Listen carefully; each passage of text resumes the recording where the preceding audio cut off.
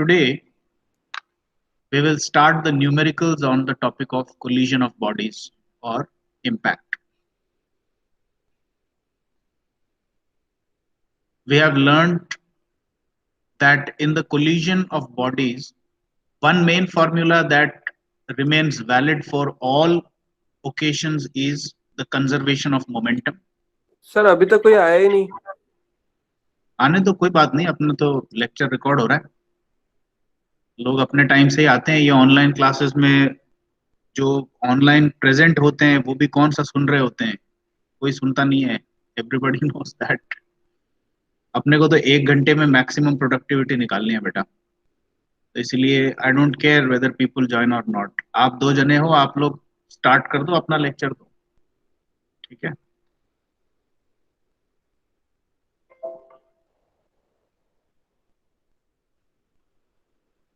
Then we learnt about coefficient of restitution.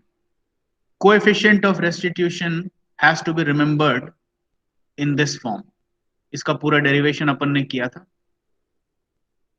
तो दो objects अगर कोलाइड होती है तो final velocity minus final velocity of B and A, initial minus initial of A and B, इनको reverse कर देना है। इस तरीके से याद रखें, बी का फाइनल माइनस ए का फाइनल अपॉन ए का इनिशियल माइनस बी का initial.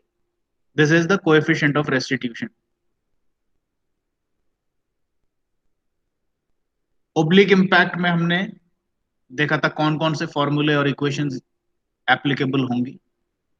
Linear momentum is conserved along line of impact, तो लाइन ऑफ इंपैक्ट आपकी एक्स एक्सिस मानी जाती है। और मैंने आपको यह भी समझाया था that if the impact is not actually happening along the x-axis, for example it is happening like this, then you make the x-axis like this, तो इसको x-axis मानो। तो आपके ये जो फॉर्मूले यहां पर दिए हुए हैं ये एज इट इज वैलिड हो जाएंगे किसी भी प्रकार के इंपैक्ट के लिए।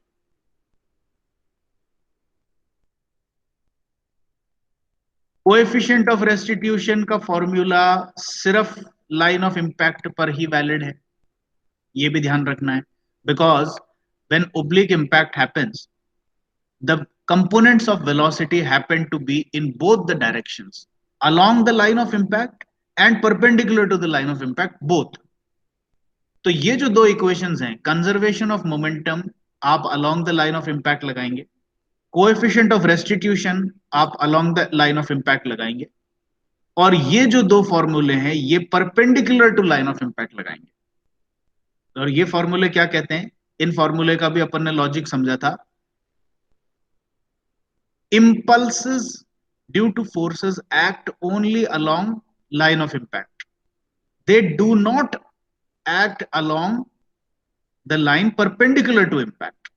तो जो परपेंडिकुलर डायरेक्शन है उस पे जब इंपल्स है ही नहीं, तो परपेंडिकुलर डायरेक्शन में जितनी इनिशियल वेलोसिटी थी इंपैक्ट होने के बाद फाइनल वेलोसिटी परपेंडिकुलर डायरेक्शन में मेंटेन रहेगी।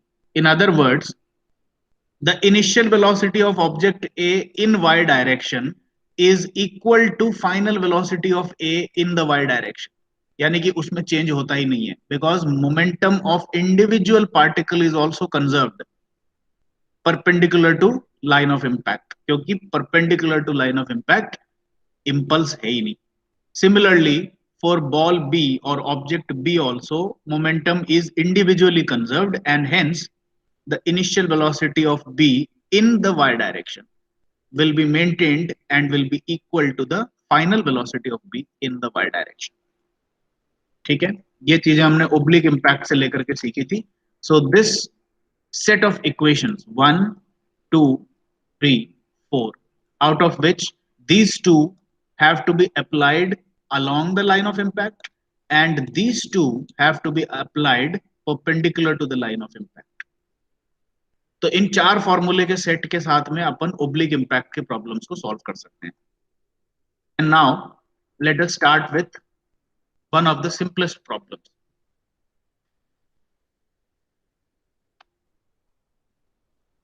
एट्टी न्यूटन की एक बॉडी है, it is moving to the right at a speed of 3 metre per second. तो अब इसको अपन डेटा को साथ साथ में बनाना स्टार्ट कर देते हैं। 80 newton body moving towards the right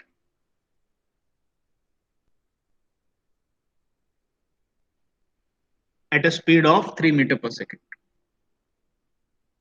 ठीक है, आगे पढ़े। Strikes a 10 newton body that is moving to the left at a speed of 10 metre per second, यानी कि टक्कर हो गई इस वाले बॉडी की किससे?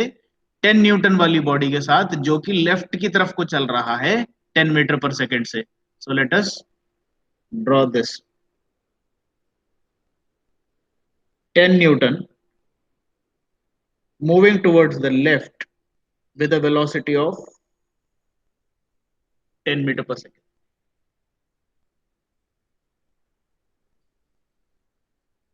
Calculate the coefficient of restitution and the final velocity of the 80 Newton body. और इससे पहले एक और चीज दे रखी है, the final velocity of 10 Newton body is 4 meter per second in the right. यानी कि टक्कर होने के बाद आपकी फाइनल स्टेज में जो 10 न्यूटन की जो है, it was found moving towards the right at a speed of 4 meter per second.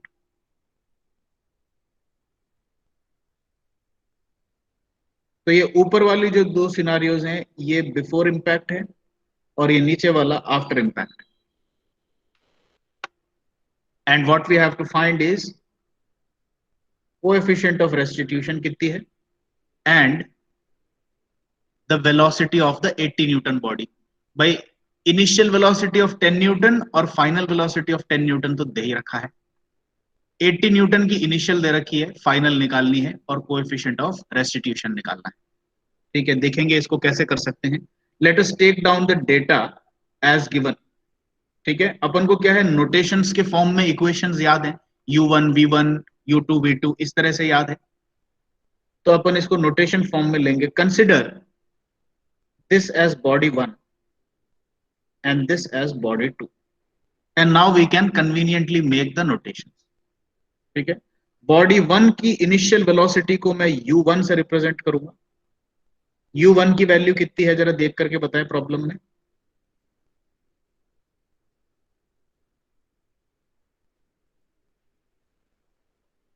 What is u1? Sir 3 metre per second. It is 3. What is u2? 10 metre per second. No. कुछ रह गया इसमें?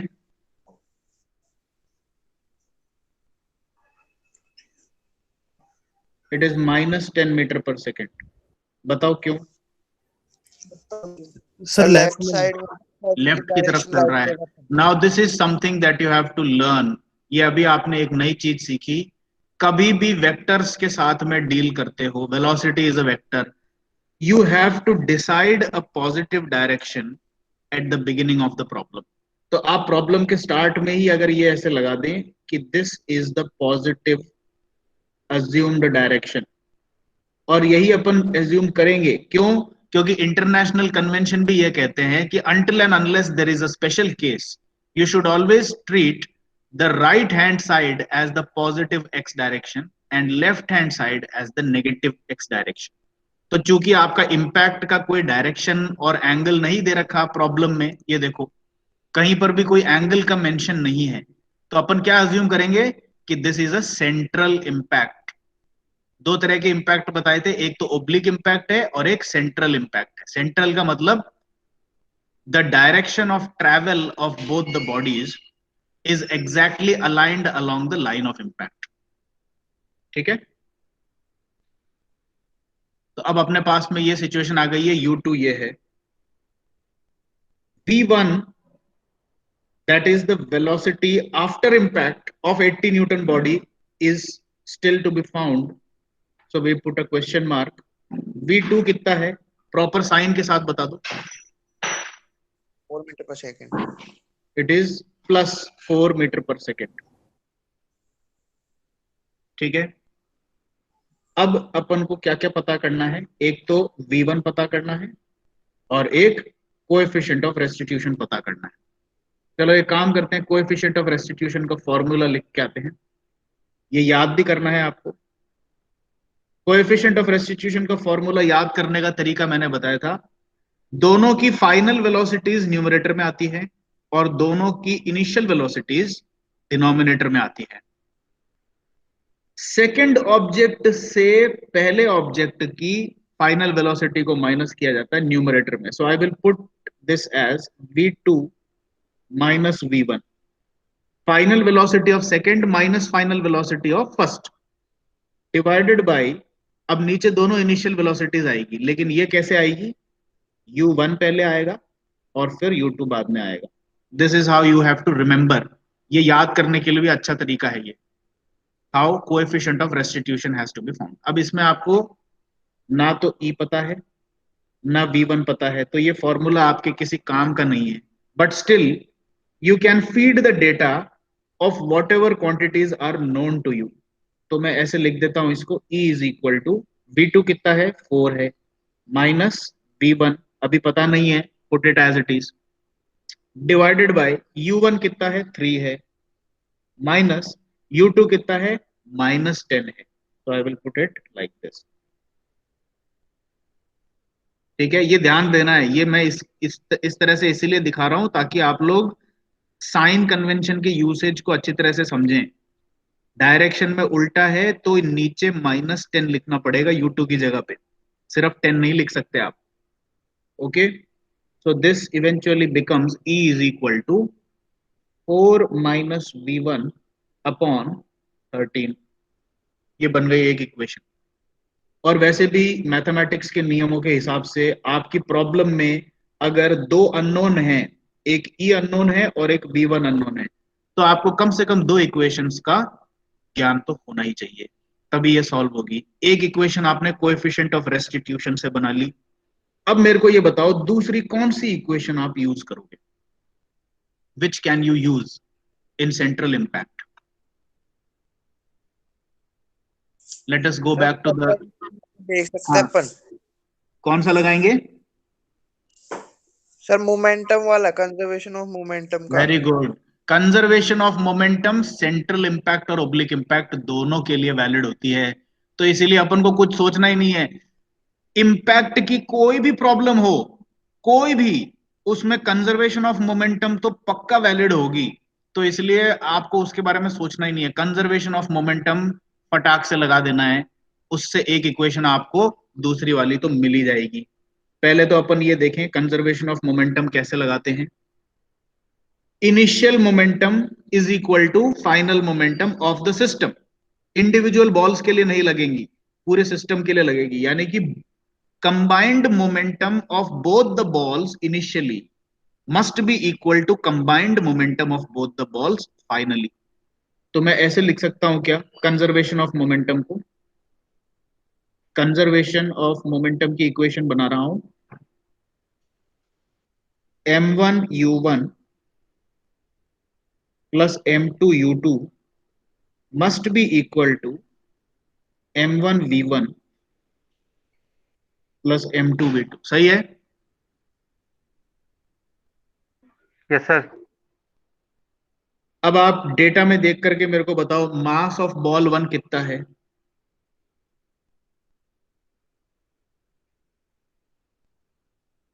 m1 कितना है, 80 है क्या? 80 गलत, 80 बिल्कुल गलत। नहीं 80/g। सर 80/9.81।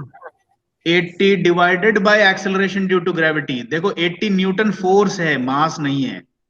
ये चीज बहुत ऐसी क्रूशियल मिस्टेक है जो कि सिंपल प्रॉब्लम में भी आपको 0 नंबर दिलवाएगी, ये ध्यान रखना है। 80 न्यूटन दे रखा है, वेट दे रखा है, मास नहीं दे रखा। अगर 80 किलोग्राम दे रखा होता तब तो सीधे मास होता वो। Got it? So mass m1 has to be taken as 80/g। और u1 दे रखा है क्या? Yes sir, 3 metre per newton second. दे रखा है, सीधे ले लो। तो 80/g इंटू 3 प्लस m2 कितना है 10/g, 10/g ले लो। U2 कितना है? -10, -10 लेना है, सिर्फ 10 नहीं लेना। तो this will be multiplied with -10 and this will be equal to m1 is again 80/g, v1 नहीं पता, v1 के फॉर्म में ही छोड़ दो, plus m2 is 10/g and v2 is 4। ठीक है, अब एक काम कर सकते हैं, if I am doing it right please check it. g को मैं पूरा एलिमिनेट कर सकता हूं, दोनों साइड से कर सकता हूं कि नहीं कर सकता हूं, देख लो। yes sir, Yes, sir. अब इसको मैं फर्दर सॉल्व करूं, this will give me 80 into 3 240 minus 10 into 10 100 equal to 80 v1 plus 40। बताइए v1 कितना है? Sir, 1.25 meter per second. It is 1.25 meters per second. This is your answer. देखा, it's a very simple question. दो unknown निकालने, उसमें से एक unknown निकल गई। And now you go back to the incomplete equation that you constructed for coefficient of restitution. E equal to 4 minus v1 upon 13 है, जिसमें v1 आपने पता कर लिया है 1.25 है। एक बार चेक कर ले v1 सही है क्या? v1 is 1.25। आपको जो मैंने बुक जो नोट्स दिया था उसमें ये 0 रह गया है, 1025 था, वो वहां पे डेसिमल लगाना था मुझे, तो इसीलिए इसको आप करेक्ट कर लें। It is not 1025, it is 1.25। ठीक है, and now you do the calculation on your own. v1 की वैल्यू को इसमें सब्स्टिट्यूट करें, check whether you get Sir, coefficient of 0.2. Restitution आ रहा है। Yes, sir. ठीक है, तो ये सेंट्रल इंपैक्ट की पहली प्रॉब्लम अपन ने सॉल्व कर ली। ठीक है, आगे चलें।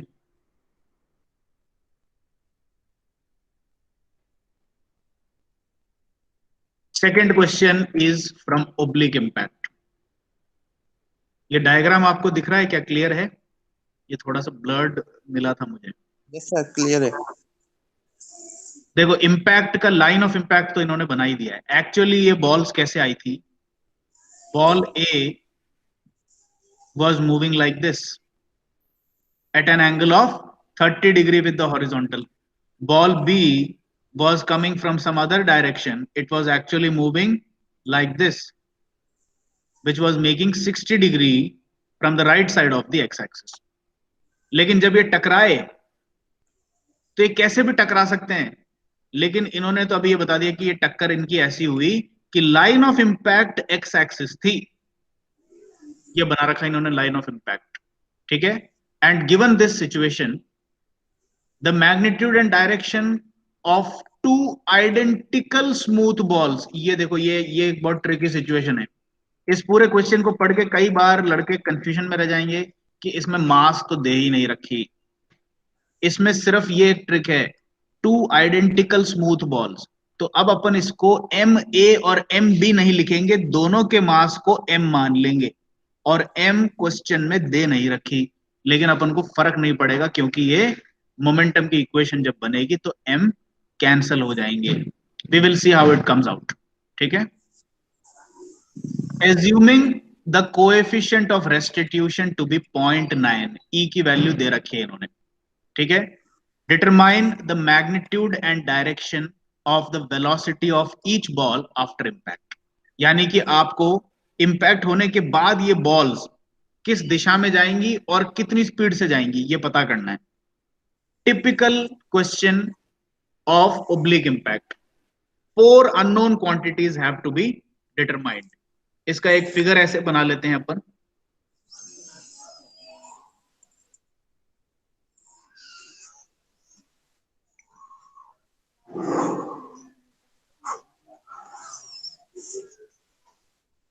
लाइन ऑफ इंपैक्ट को एक्स एक्सिस बनाएं,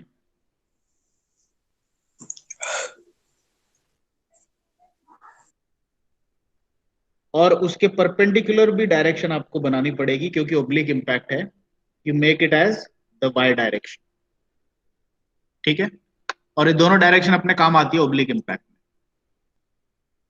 incoming velocity is 9 meter per second for A at 30 degree.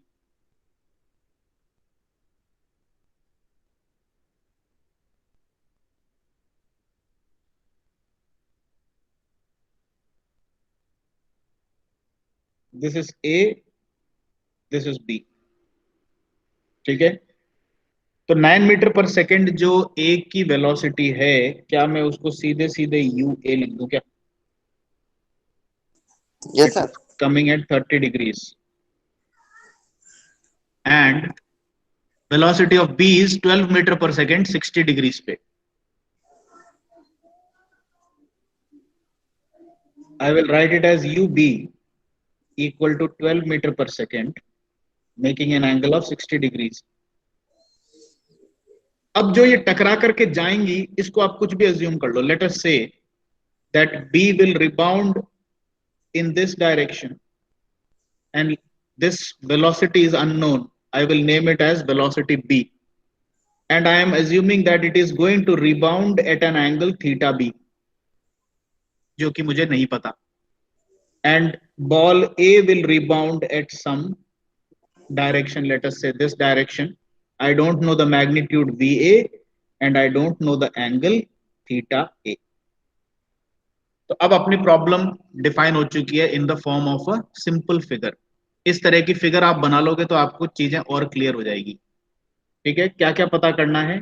VA, VB, theta A, theta B. 4 unknown quantities.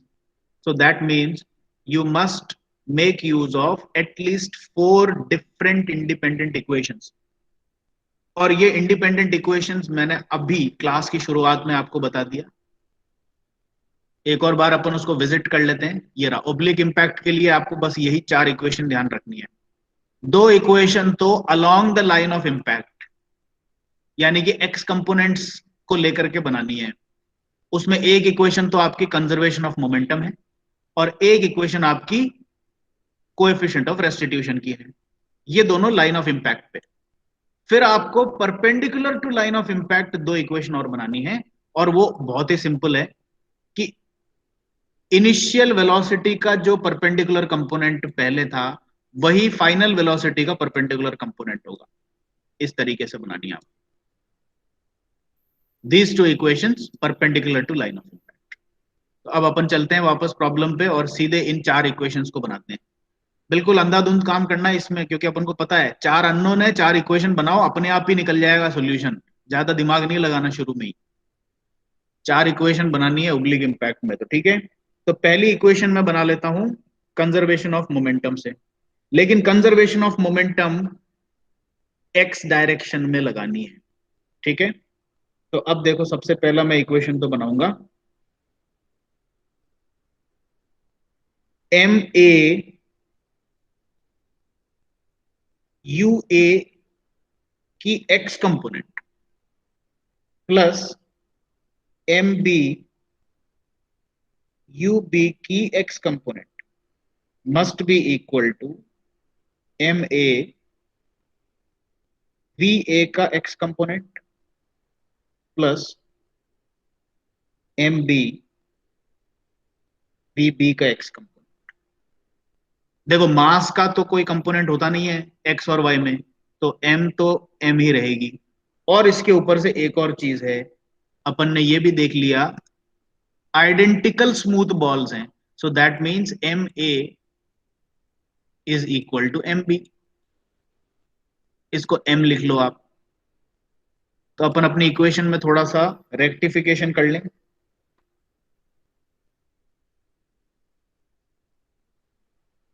M, and now I can cancel this M because it is common on both sides. So the application of conservation of momentum along the line of impact, which is the x-axis, was initially written like this, and after simplification it simply boils down to UAX plus UBX must be equal to VAX plus VBX. अब मेरे को ये बताओ U A तो ये आ रही है आपकी 9 मीटर पर सेकेंड 30 डिग्री पे, तो ये यू ए एक्स क्या होगा? Sir 9 cos 30. It will be simply 9 cos 30। अब ये बताओ उसी तरीके से यू बी एक्स कितना होगा? Sir 12 cos 30, 12 cos 60. थोड़ा सा और सही करना है। Sir minus 12 cos 60. -12 cos 60, क्योंकि आप 12 का डायरेक्शन देखो, it is tilted towards the left, तो इसका जो एक्स कंपोनेंट बनेगा वो यों बनेगा। तो 12 cos 60 जो आप बनाओगे उसका डायरेक्शन लेफ्ट की तरफ को है, और आपने 9 cos 30 जो इसका बनाया था उसका डायरेक्शन राइट की तरफ को है। तो इसमें भी अपन वही जनरल कन्वेंशन यूज करेंगे। कन्वेंशन के हिसाब से the right hand side direction has to be treated as positive, और वही सेम चीज वर्टिकल के लिए भी, the upward position will be treated as the positive direction for y axis and downward will be negative। ठीक है, तो इसके चलते हुए मैं यू बी एक्स को क्या लिखूं? 12 cos 60 नहीं लिखूंगा, मैं -12 cos 60 लिखूंगा। ठीक है, अब हो गई अपनी बात। अब इन चीजों को इसमें सब्सटीट्यूट कर दें। यू ए एक्स और यू बी एक्स की वैल्यू मुझे पता लग गई है, तो मैं यहां पर लिखूंगा 9 cos 30 plus -12 cos 60 is equal to B A X plus B B X. ये पहली इक्वेशन बन गई। इसको सॉल्व कर लो कोई जरा, give me a numerical value for this. 9 cos 30 -12 cos 60 को जरा सॉल्व करके बताओ कितना आ रहा है।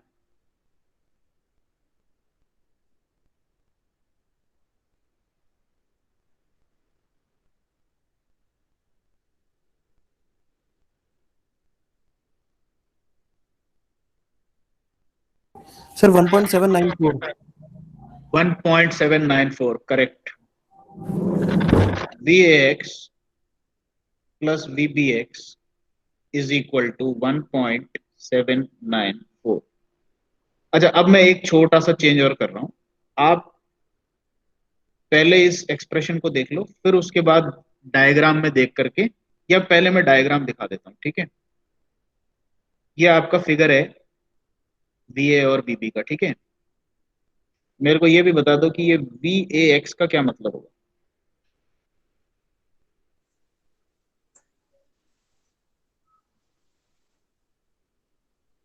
माइनस वी ए कॉस अच्छा, अब थीटा एक ए। काम करना, क्योंकि आपको इस थीटा ए की वैल्यू पता नहीं है, क्या पता ये 90 से ज्यादा आ जाए, क्या पता 90 से कम आ जाए, तो इसलिए अभी इस स्टेज पे इस पे माइनस मत लगाओ। माइनस और प्लस का उपयोग सिर्फ तभी करो जब आपको डायरेक्शन और मैग्नीट्यूड दोनों की पक्की गारंटी है। जैसे कि इनिशियल वेलोसिटी में थी, दिख रहा है कि 60 डिग्री पे लेफ्ट की तरफ को आ रहा है 12 की स्पीड से, तो -12 cos 60 हो गया। अभी ये थीटा ए और थीटा बी आपने अज्यूम करी है, यू हैव नो गारंटी इनके डायरेक्शंस के बारे में, तो इनकी जो डायरेक्शंस हैं ये बाद में क्लियर हो जाएगी। तो अभी इस पे माइनस मत लगाओ, अभी इसको सिर्फ वी ए एक्स को सिर्फ v A cos theta a के नाम से जानो, ठीक है। यस तो sir. Simply put it as v a into cos theta a. तो अब मेरे को अब फिगर दिखाने की भी जरूरत नहीं है, मेरे को ये बता दो कि अगर थीटा बी वेलोसिटी बी का एक्स एक्सिस से एंगल है, तो वी बी एक्स क्या होगा? It will V B B simply cos theta B. just put it as VB cos theta B। So this is equal to 1.794 and let us put it as equation number 1। चार equation में से एक equation बन गई। देखो इसमें चारों आपके अननोन बैठे हुए हैं, बी ए बैठा है, थीटा ए बैठा है, बी बी बैठा है, थीटा बी बैठा है। तो एक इक्वेशन बन गई। अब इसी तरह से तीन इक्वेशन और बनानी है। दूसरी इक्वेशन अपन कौन सी बनाते हैं? Sir coefficient of coefficient of restitution. Reciprocity पे. कोएफिशिएंट ऑफ रेस्टिट्यूशन का जनरल इक्वेशन अगर मैं बनाऊं तो वो ऐसे बनाता, b b minus b a upon u a minus u b. लेकिन अब कंस्ट्रेंट ये है कि this is an oblique impact, और ओब्लिक इंपैक्ट में लाइन ऑफ इंपैक्ट पता करो पहले कौन सी है। पता किया भाई, line of impact x direction है, तो फिर ये कंस्ट्रेंट आ गई कि कोएफिशिएंट ऑफ रेस्टिट्यूशन का फॉर्मूला एक्स डायरेक्शन में ही लगेगा। तो अब अपन एक काम कर लेते हैं, अगर ऐसी बात है तो इस पे एक्स लगा दो सब पे। बोला कि ठीक है भाई, अब इनके जनरल वेक्टर्स पे तो कोएफिशिएंट ऑफ रेस्टिट्यूशन नहीं लगेगा, सिर्फ लाइन ऑफ इंपैक्ट पे लगेगा। तो line of impact x direction है, तो सारी वेलोसिटीज के एक्स कंपोनेंट ले लिए जाएं, तो इस पे कोएफिशिएंट ऑफ रेस्टिट्यूशन का फॉर्मूला वैलिड हो जाएगा। ठीक है, अब वापस से एक इक्वेशन साफ दिख रही है, यू ए एक्स पता है आपको, यू बी एक्स पता है, वी बी एक्स और वी ए एक्स का जनरल फॉर्मूला भी पता है, और तो और कोएफिशिएंट ऑफ रेस्टिट्यूशन की वैल्यू दे रखी है इन्होंने 0.9। ठीक है, E is given as 0.9. So let us take down all the information. I will simply write it as 0.9 equal to VBX की जगह लिखूंगा VB cos theta B minus VA cos theta A upon UAX की value कितनी थी 9 cos 30, UBX की value कितनी थी -12 cos 60। इन दोनों को लेके आते हैं, UAX is 9 cos 30 minus of 12 cos 60। अब इस एक्सप्रेशन से जल्दी से आप में से कोई जना कैलकुलेटर यूज करो and give me the expression for this VB cos theta B minus VA cos theta A कितना है?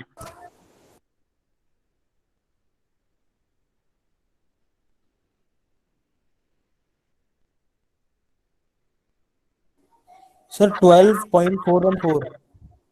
Is it 12.415?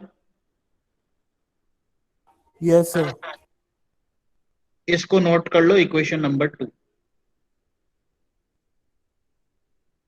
देखिए इसमें भी आपके चारों अननोन्स बैठी हैं, VB theta B VA theta A। We have successfully made equation number 2। अब देखो आगे की जो इक्वेशन है वो बहुत ही आसान है।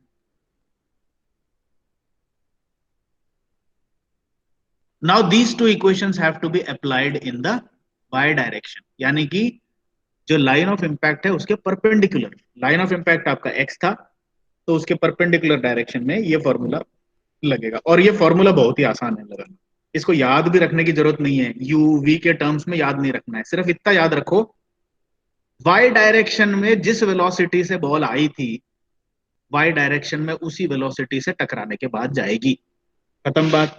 तो मैं इसको सिंपल तरीके से ऐसे भी लिख सकता हूं, initial velocity of ball A in the y direction will be maintained as the final velocity of ball A in the y direction। ये हो गया अपना तीसरा इक्वेशन। और उसी तरीके से बॉल B के लिए initial velocity of ball B in the y direction will be unchanged as the final velocity of ball B in the y direction। अब इसको थोड़ा सा UAY फिगर पे चलते हैं, फिगर को देख करके बताइए UAY प्रॉपर साइन के साथ बताना।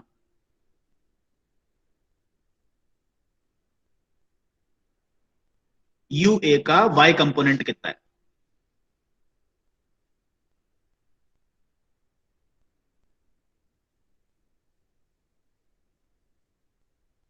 Nine sine 30। 9 sin 30 है भाई। अगर UAX 9 cos 30 है तो UAY जो है वो 9 sin 30 होगा। ठीक है, UAY मिल गया है अपने को और वो प्लस है 9 sin 30 is equal to VAY को मैं कैसे लिखूंगा थीटा के फॉर्म में बताओ sir 12 sin 60।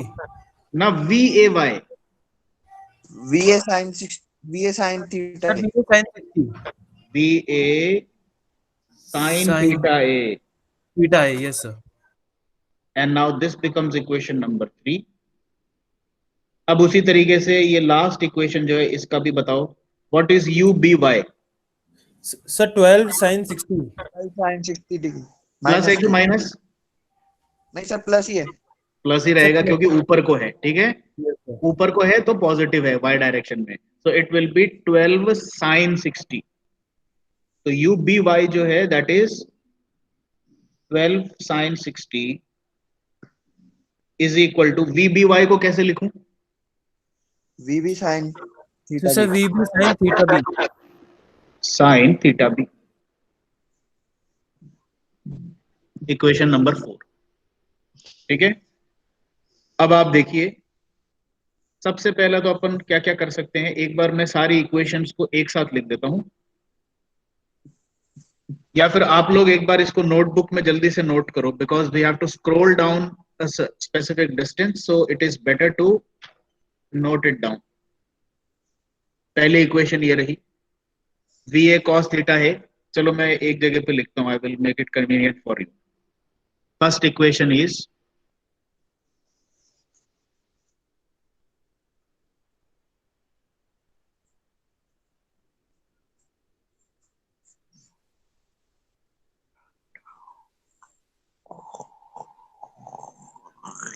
second equation is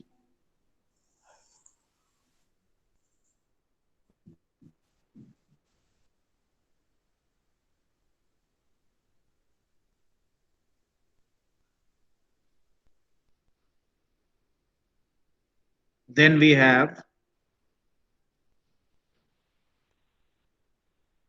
ये sin theta is equal to 9.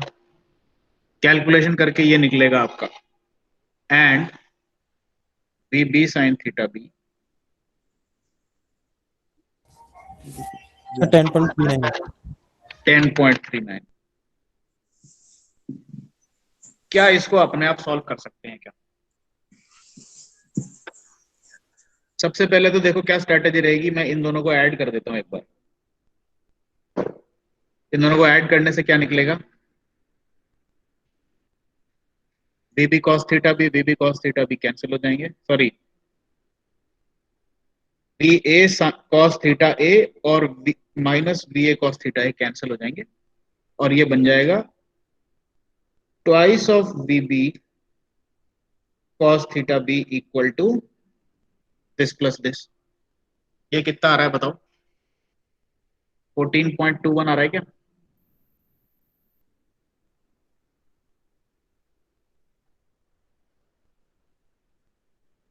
Yes, sir, 14.21.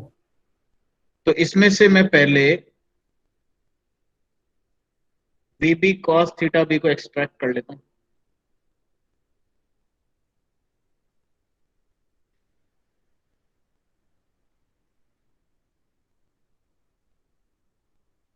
ठीक है, अब देखो V B cos theta B पता लग गया, V B sine theta B पता लग गया, इससे कुछ कर सकते हैं क्या अपन?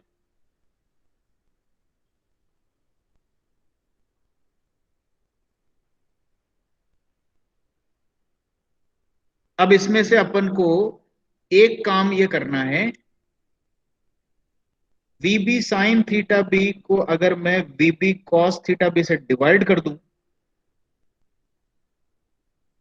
तो मेरे पास tan थीटा भी आ गया कि नहीं आ गया?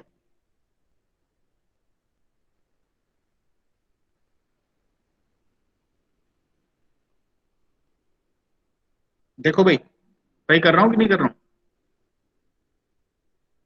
Yes sir. अब क्या Yes, sir. करेंगे, अब थीटा भी कैसे निकलेगा? Tan inverse Sir, 10.39 tan upon inverse of ये 10.39 upon ये चीज तो 7.0. आप कैलकुलेटर से कर ही सकते हो. Do it on calculator. Theta b की वैल्यू कितनी आई?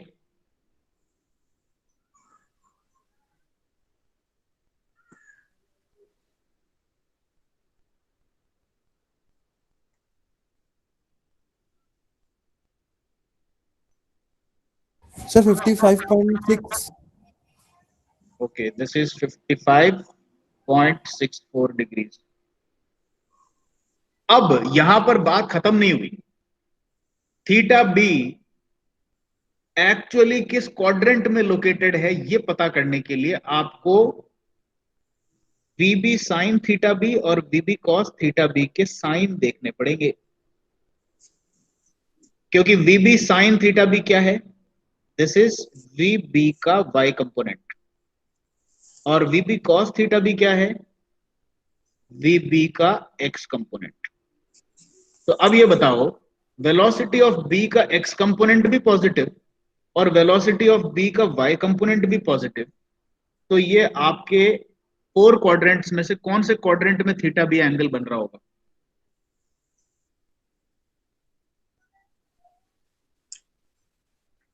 फर्स्ट क्वाड्रेंट में। It will be in Second the quadrant. First quadrant, क्योंकि आपकी फाइनल वेलोसिटी का x कंपोनेंट पॉजिटिव है और आपकी फाइनल वेलोसिटी का y कंपोनेंट भी पॉजिटिव है। तो इसका मतलब इन दोनों का जो रिजल्टेंट यानी कि वी बी जो है वो यही बन रहा होगा और थीटा बी यहां आ रहा है। और फाइनली जब आप आंसर लिखेंगे, you have to write your answer either in this format which is a long way to express, जैसे मैंने लिखा है वी बी इतना है and theta B is 55.64 degrees measured counter clockwise from positive x direction। अब ये इतना लंबा चौड़ा लिखने की बजाय आप इसका आंसर ऐसे भी लिख सकते हैं, theta B is equal to 55.64 degrees in first quadrant. बस ऐसे बना दो। 1 मिनट में आपको ये दिखाता हूं। या लुक एट दिस, अगर कोई थीटा का आंसर सेकेंड क्वाड्रेंट में आता है तो सिंबल कैसा बनता है, फलाना फलाना डिग्री, और ये सेकेंड क्वाड्रेंट का साइन हो गया, ठीक है। अगर कोई एंगल थर्ड क्वाड्रेंट में बनती है तो थीटा है इतना इतना डिग्री,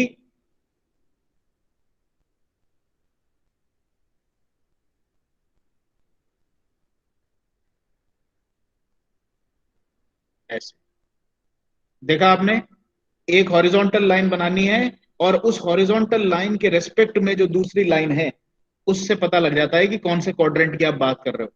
फोर्थ क्वाड्रेंट है तो थीटा इज इक्वल टू फलाना फलाना डिग्री और हॉरिजॉन्टल लाइन और क्यों एंगल। देखा आपने 4 सिंबल कैसे हैं, फर्स्ट क्वाड्रेंट का सिंबल है ये, सेकंड क्वाड्रेंट का सिंबल है ये, थर्ड क्वाड्रेंट का सिंबल है ये, फोर्थ क्वाड्रेंट का सिंबल है ये। Got it?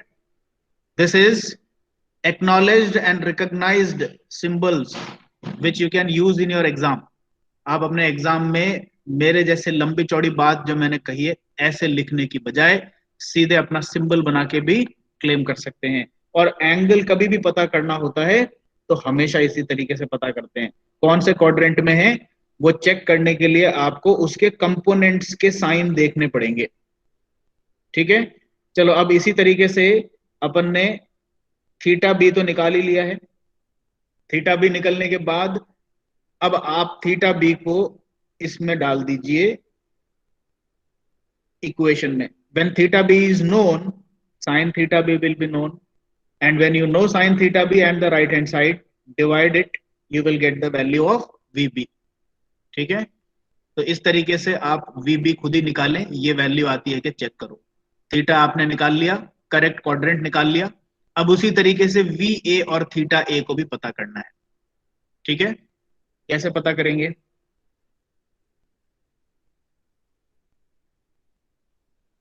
वापस से अपन अपनी इक्वेशंस पे चलते हैं।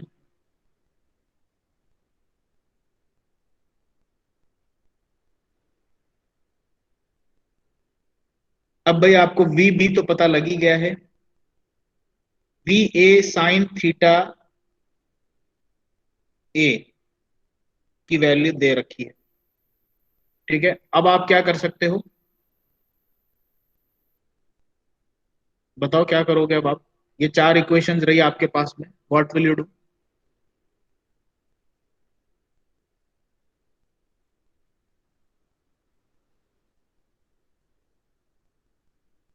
बहुत सारे तरीके हैं इसके बाद आगे चलने के। Give थीटा me बी की anyone। अपन वैल्यू निकाल ली थी साइन थीटा बी रख के। भाई देखो, आपको थीटा बी मिल गया है और वी बी मिल गया है, दोनों ही मिल गए हैं, तो आप इसमें से किसी भी एक इक्वेशन में V B cos theta B बना करके यहां रख दो, तो V A cos theta A निकल जाएगी। जब VA cos थीटा ए मिल गई और VA sin थीटा ए मिल गई, फिर उनके साथ में वही गेम खेलना है जो कि आपने अभी VB के साथ में किया था। ठीक है, तो मैं आपको वैल्यूज दे देता हूं और उसके बाद आपसे फाइनल जजमेंट पूछूंगा। आफ्टर डूइंग दिस मैंने क्या किया, VB cos थीटा B की वैल्यू इधर सब्सटीट्यूट कर दी, क्योंकि मुझे VB भी पता है, थीटा B भी पता है। यहाँ पे 1.794 है, इसको सॉल्व करके मेरे को मिला VA cos theta A, I got it as -5.311। ठीक है, अब VA sin थीटा A मुझे ऑलरेडी पता है 4.5,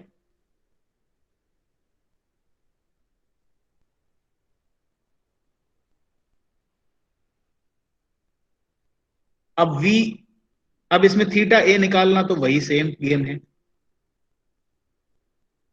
VA sin थीटा ए अपॉन VA cos थीटा ए। अब देखो यहां ध्यान से देखना, यहां पर लोग क्या गलती करते हैं, ये बोलेंगे कि 4.5 है डिवाइडेड बाय -5.311 है, ये मत करना, यहां पर माइनस साइन मत रखो। whenever you are going to find the angle, take the modulus, in other words ignore the sign। तो जब आप थीटा एक को पता करने की कोशिश कर रहे हो, ये माइनस साइन यहां बैठा है, इसको भूल जाओ। आप तो सिर्फ ऐसे निकालो, tan theta A is equal to 4.5 divided by 5.311। ठीक है, थीटा ए कितना निकला जरा बताओ, मैं बता देता हूं, इसका tan इनवर्स लोगे तो it will come out as 40.27 degree. तो थीटा को हमेशा पॉजिटिव में निकालो और उसके बाद उसका क्वाड्रेंट बता दो। That is the best way to deal with unknown angles. ठीक है, अदरवाइज अगर आपने tan इनवर्स ऑफ नेगेटिव करके किया तो एंगल पता नहीं कौन से क्वाड्रेंट में क्या क्या आंसर आ जाए आपका, you never know, you will get totally confused. अब आपने थीटा ए निकाल तो लिया है, अब ये चेक करने के लिए कि ये थीटा कौन से क्वाड्रेंट में बन रहा है, इसके लिए आप, यस वेरी गुड, कैसे पता किया, क्योंकि VA cos थीटा ए जो है वो VA का x कंपोनेंट है और VA sin थीटा ए जो है वो VA का y कंपोनेंट है। तो अगर x कंपोनेंट नेगेटिव हो और y कंपोनेंट पॉजिटिव हो तो इसका मतलब है ऐसा बन रहा है, ये देखो y कंपोनेंट पॉजिटिव है तो यानी ऊपर को, x कंपोनेंट नेगेटिव है यानी कि लेफ्ट को। तो इसका मतलब है कि आपका जो एंगल बन रहा है वो सेकंड क्वाड्रेंट में बन रहा है और एक्स एक्सिस से यों बन रहा है। तो ये है आपका थीटा ए। ठीक है, this is 40.27 degrees measured from the left hand side of the x axis. और आंसर कैसे लिखोगे, you simply write your answer as theta A is equal to 40.27 degrees, एक ब्रैकेट बनाओ, ऐसा सिंबल लगा दो और एंगल बना दो, बस दैट इज इनफ। इसमें फुल नंबर मिल जाएंगे आपको।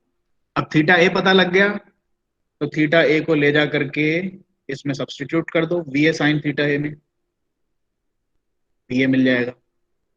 ठीक है, तो ये 4 इक्वेशन आपको लगाना अच्छी तरह से मैंने अभी सिखा दिया है। ओब्लिक इंपैक्ट का कोई सा भी क्वेश्चन बनेगा तो आपको यही काम करना है। ये 4 इक्वेशंस कैसे लगाने हैं इसकी पूरी प्रैक्टिस करा दी आपको, how to take the direction, how to take the angles. ठीक है, पूरा ओब्लिक इंपैक्ट का कार्यक्रम कंप्लीट। एक बार हाथ से इसको सॉल्व करना and check whether you get the right answers और नॉट। ठीक है, अब एक ये थर्ड प्रॉब्लम और कर लेते हैं, I will simply discuss it, इसको सॉल्व आप लोग करेंगे। A ball moving with a velocity of 2 metre per second, ये आई, यू जो है दिस इज 2। ठीक है, hits against a smooth horizontal plane, अब यहां पर जमीन से टकराई है ये।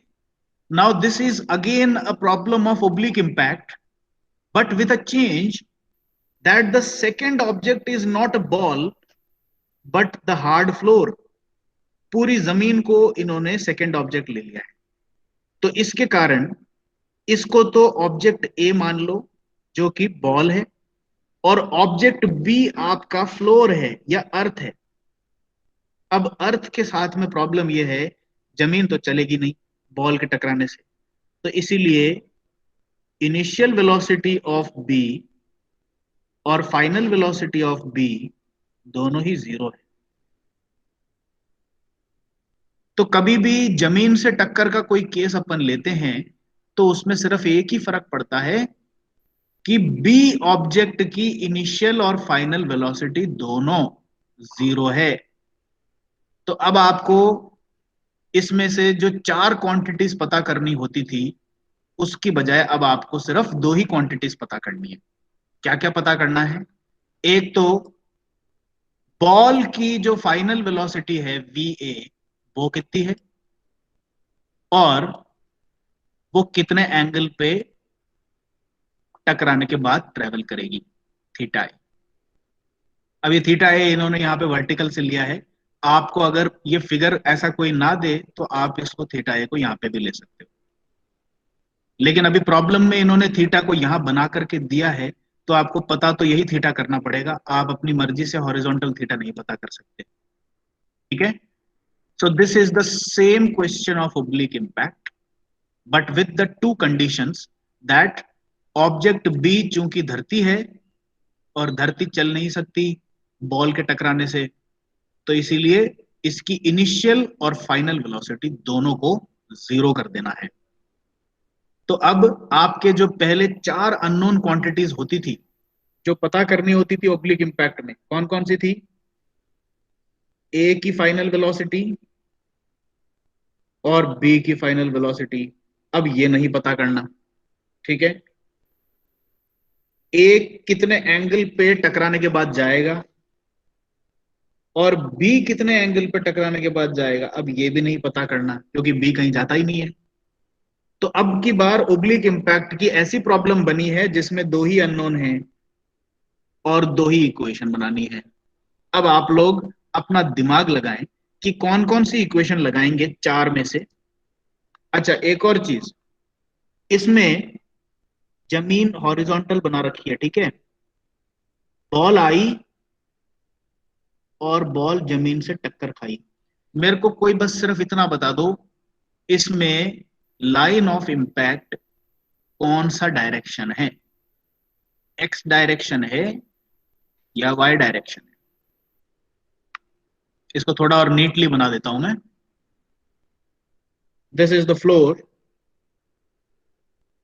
which is horizontal, floor is horizontal, the ball came at an angle and hit the floor like this, it rebounded back. Which should I take as the line of impact, x axis or y axis?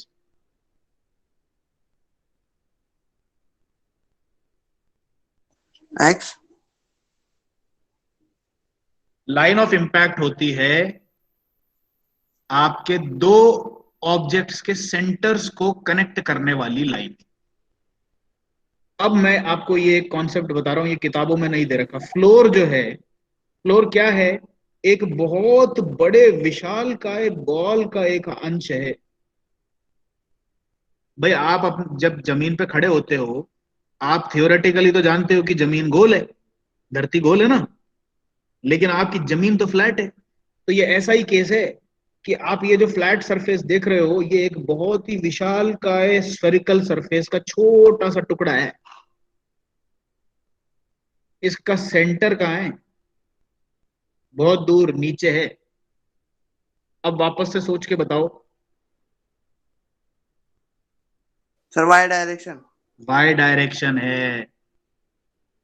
Always whenever a problem of impact with the floor comes with you, the line of impact is always perpendicular to the floor. ये देखो centre of ball मैंने यहां पे बनाया था, फिर भी आपने हिंट पहले पकड़ा नहीं था। This is the line of impact. तो अब की बार वेलोसिटी में जो चेंज नहीं होगा बॉल के, वो एक्स डायरेक्शन में होगा। एक्स डायरेक्शन में जिस स्पीड से आई थी उसी स्पीड से एक्स डायरेक्शन में जाएगी। ठीक है, बाकी coefficient of restitution Y direction में बनाना है। अब ये मैंने हिंट दे दिया, now you solve this problem, ठीक है। और वैसे भी ये सॉल्व्ड एग्जांपल है।